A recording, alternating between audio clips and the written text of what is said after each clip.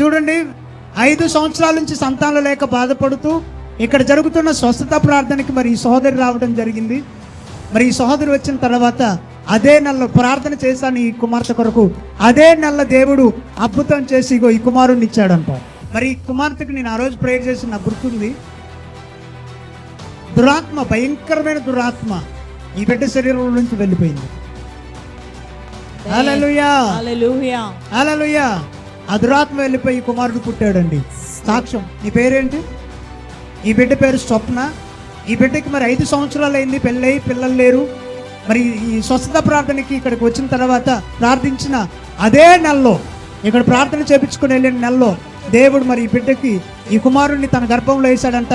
ఇప్పుడు కుమారుడు పుట్టాడు, మన మధ్యలో సాక్ష్యంగా నిలబెట్టాడు. యేసయ్యకే మహిమ కలుగును గాక. ఈ బిడ్డకు సంతానం ఇచ్చిన యేసయ్యకి చప్పట్లు కొడుతూ యేసయ్యని మహిమపడతా. కొన్ని వందల మందికి యేసయ్య ఇలాంటి కార్యాలు జరిగిస్తున్నాడు. ఆమేన్, ఆమేన్. హల్లెలూయా.